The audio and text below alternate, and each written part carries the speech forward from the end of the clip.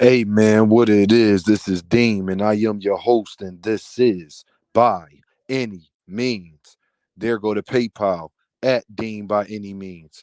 There go to Cash App, $ Deem by any means. Y'all know what I'm about to say. I don't care if you leave $3, $30, $300 is much appreciated. Hey, black people, man. Black people.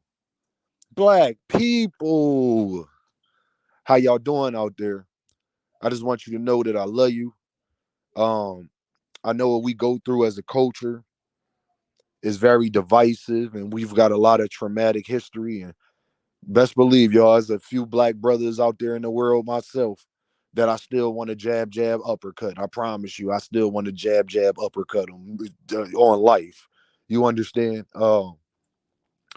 But just besides individual problems, because every race of people, see, we have been made to seem like black on black crime and all of this stuff is so unique to us.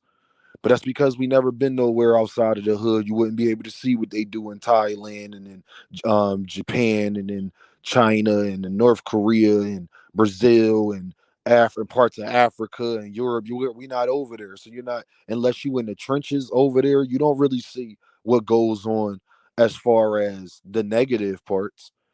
Because think about it, if you're going to go visit Paris or Italy or wherever you're going to go across this earth, if it's not the United States of America and you from the United States of America, you're not going to go to the hood part because you hear about the horror stories, the kidnappings, the blase blah. You hear about all of those things and you know that that's a real possibility that can happen. And you understand that. And why I say that is because us as black people, man, we should only have one goal, y'all. Y'all know you like Dean. What you mean one goal? One goal, sir, miss. One goal. And that goal is we should be fighting for liberation together. Fighting for freedom and liberation together. Just because we don't have shackles on us does not mean that we are free. We're not free mentally, physically, or spiritually. You can't just go outside and do whatever you want to do. And us as black people, we already are mentally damaged from the past and things that we have been through prior in society. And it's even more of the reasons why I sit up here and tell you that we only have one goal. Let's not talk about what we wish the world could be and how we wish things was and blah, blah, blah. Because there's only one way to get there. All we have is the current moment and the past. The past is the only thing we can look back on. The future is not here yet. The next minute in the future, I don't know what I'm about to say a minute from now. But it's going to get said and be recorded, and you going to hear it. But I could tell you what I just said 30 seconds ago, though. And us as a people, we don't have no room. When you already, man, I watched this movie called Higher Learning. Y'all all aware of Higher Learning. And I forget what Omar Epps and Ice Cube was talking about, but Ice Cube told Omar Epps, he said, man, listen, dog, you don't get it. You already behind enemy lines, dog. See, we hear these wars and all the things that's going on in the world. Black people, we have been at war with everybody around the globe since the beginning of time. What World War II matter when my people not free? What World War One matter when my people not free? Jim Crow.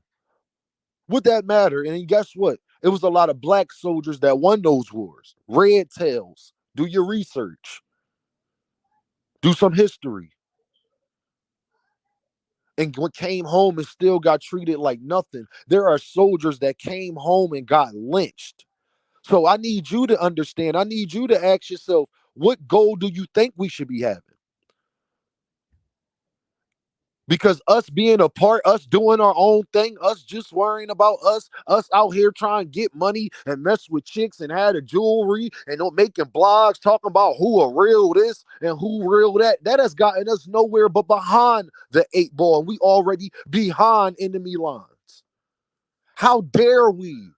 We have no room to turn our back on each other. Did our ancestors turn their back on us? They ran, they sacrificed, they was beaten. They made sacrifices you couldn't even imagine. Could you ever imagine watching your newborn baby be ripped from your arms? Could you imagine that? Battered right in front of you? Can you imagine that? I can't know. Black people, we have the fact that we are okay.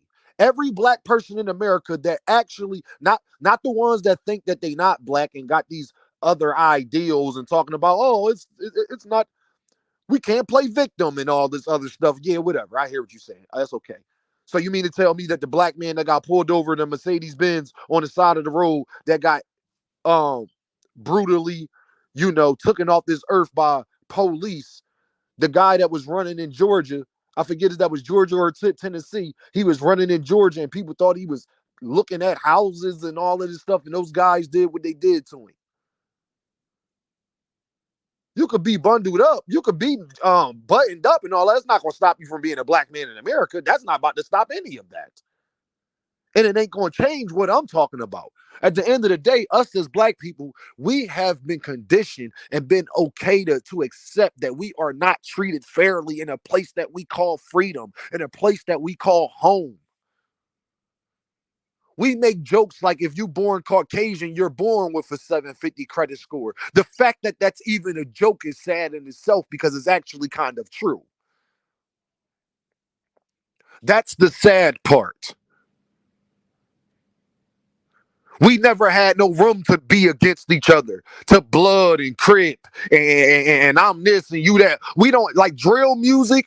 We have no room literally for that because it's not going to change anything that we go through. All we're doing is adding on to the problems that we already had. Those problems that you were trying to make it out of, the violence, the drugs, the neighborhood, the deprived of nutrients and things like that, not having the same educational opportunities that stems from everything else that's going on.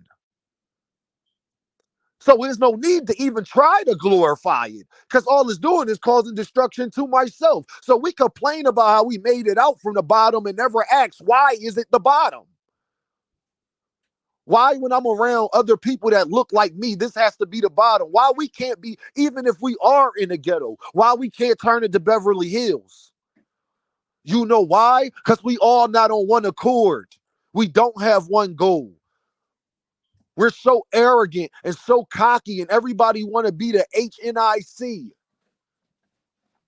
instead of actually being a follower until you're able to lead. Actually knowing that sometimes I can follow, other times I can lead. Actually wanting what's best for your brethren. Actually wanting what's best for the man that looks like you right next to you. And if he don't try to cause you no harm or anybody you close to any harm, you'll do everything you can to see that man prosper. No different than what they do in sororities. Y'all understand that sororities and alphas and kappas, shout out to my guy for 9, noops and all that. Just take that same mindset and apply that everywhere amongst all of us. But you know why we can't? Because we look in the mirror and don't like what we see. We look in the mirror and we don't like us. I love my beautiful chocolate skin. I don't know about you. I have no problem stopping a dude in a mall when he fly and say, yo, bro, them kicks is crazy. Bro, you fly. Yo, you sharp today, my guy. They all on you today. I have no problem bigging up my brethren. You know why? Because I'm secure in myself. I want to see that man win. And I just met him at the mall. Never seen this man a day in my life. But shook his hand and hugged him like I knew him for 10 years. People on YouTube show me so much love, and I never met these people. I know they see my face, and they just hear my voice, and they hear my passion, and they relate to it. Not understanding that I got real love for them, and I never touched their fingers. But if they ever saw me and I ever did, it probably would be even more love. Because I actually want to see the people that subscribe to my channel win. I actually want to see the people that leave comments and talk to me and support my channel and donate. I actually want to see them win. We could talk about Devin Haney and Tank, but I ain't going to never try to bring harm to my guy because we having a conversation. You know how many young men life been sitting up here tooking over the wrong words on a basketball court? That's because nobody was there to teach him how to love the person next to him. You know, the same way you love your brother, you argue with your brother all the time. You wouldn't dare think about taking him off this earth. You should look at every other single person that you around that look like you with that same mentality. The same way you'll ride for your sibling against all odds. If it's anybody you gonna look out for and put on a play as your siblings, and I know families don't always get along. I'm the last person on earth y'all gotta tell that to. But the reasons we don't get along, what's the reasons we're not getting along? Because we're deprived of opportunities. So that make us scarce. And when people become scarce, they become desperate. And when they become desperate, they'll do anything and forget their morals, their integrity, their values.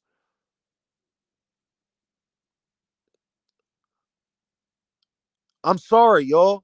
That's the problem with us. We only got one goal. It should be one man, one band, one sound, like they said on Drumline. That should be us because we've always been behind the eight ball. We don't got room to be against each other and worry about who fly and who not. Guess what? If we all came together, us as black people in America, and put all the BS aside and truly, truly came together, everybody would be fly. Do y'all understand that? Because we're outnumbered here in America. But if every black person literally took that mindset and said, I'm going to help out the next man to me, then the next man to me going to help out the next person to her. Then the next person to her, she going to help out the next person to him. If we all took that mentality, it wouldn't be no homelessness. It wouldn't be no hunger. We wouldn't be living in the hood, or if we was living actually in the, because all the hood is a location. All you got to do is knock it down, build some houses, and it looks totally different. Go through parts of North Philly that used to be some of the worst places in North Philly, but then they gentrified it. Now you see white women are running around jogging. Facts. My old neighborhood, y'all, where I grew up at, they knocked down the projects. It's an apartment building now. It ain't nothing but mostly Caucasian people live around there now because it was close to the universities. And we seen it happening when I was a child growing up, little bit by little bit. But this 2024 now, y'all. It's basically fully gentrified in that area. The college, the universities, because it's some of the biggest universities in the world. University of Penn, University of Drexel, but definitely University of Penn is one of the most prestige universities in the world, especially if you want to become a doctor. So yeah, they was all that money they was getting, they was spending that to gentrify the area to make more money and get more people to want to come here and become doctors from India, from China, from Thailand, from America, from Canada, from South America, from Brazil, wherever.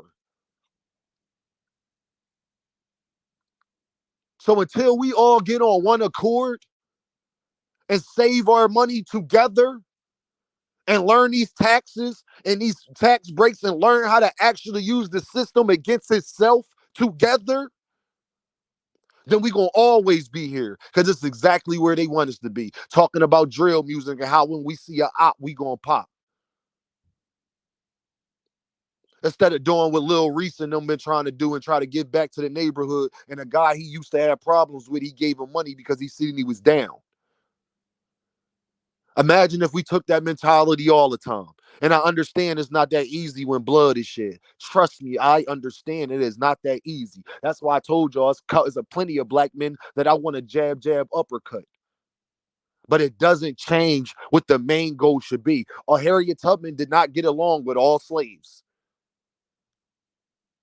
She had to take a couple up off this earth herself. Let me say that again for people because this is people that we praise, but you may not know your history or know the true story on it. Harriet Tubman did not get along with all slaves. I know we got this notion that everybody had that, even the mentality that I'm talking about, that everybody had that then. No, everybody didn't have that then. That's partially why we still are in this situation. Yeah. A lot of black people sold their own people out back then. Go watch Django.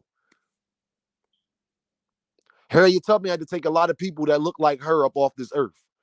But she was just as willing to do it to anybody else who even more eager to do it to somebody who didn't look like her. And that's the problem.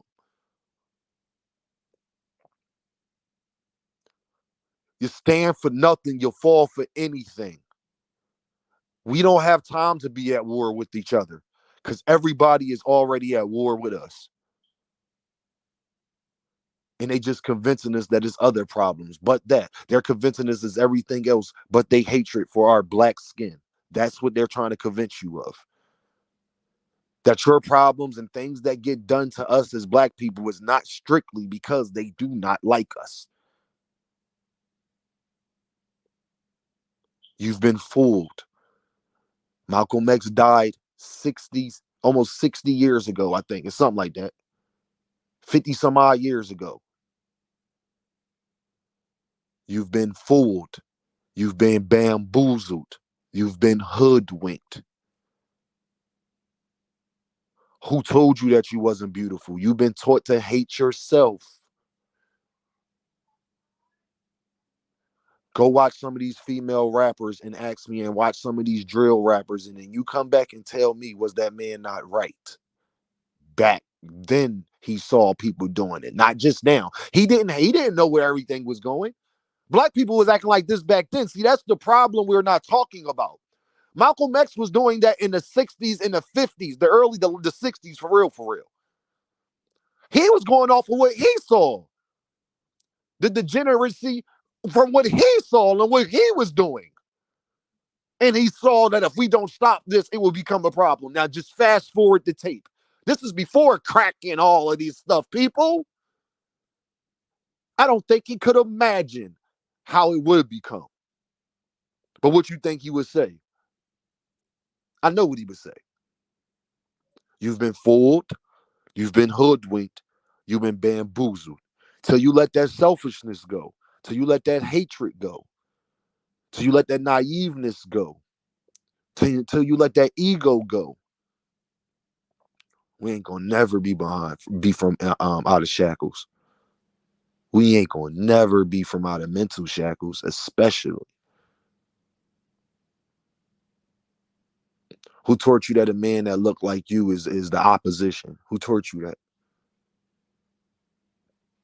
You've been fed it so much in the media that we thought being a hustler and being a street guy, we go to see Big Meech, we praise Big Meech. Big Meech wasn't a guy that believed in a lot of violence. So even though what he was doing, you may not agree with, he still morally understood exactly what I'm saying. That's what he was trying to do, bring everybody together and not have to kill each other. Now, what he was doing to do that, say whatever you want to say about it, but everything else around the man morals and what he was trying to accomplish, the integrity of where he was trying to accomplish, the intention of what he was trying to accomplish, I couldn't agree with the man more. Shout out to J. Cole. He got a song called Love Yours. And that's exactly what we gotta do. And y'all know what this is, man.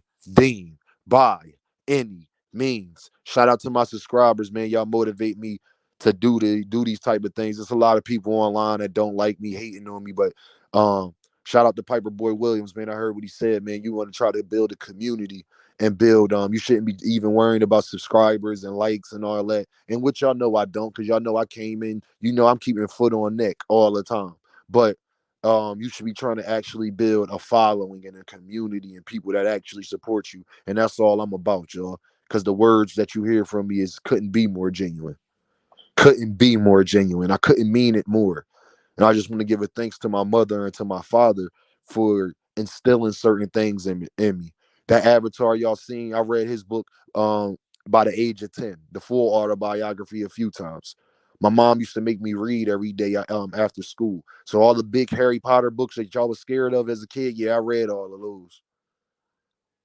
Yeah, they was gonna move me up a grade when I was a kid, but my mom said something that I know y'all probably hear my voice and know true.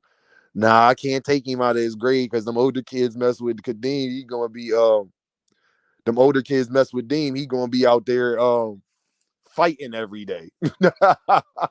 She couldn't be more true. It couldn't be more true. It could not be more true, but it is what it is, though.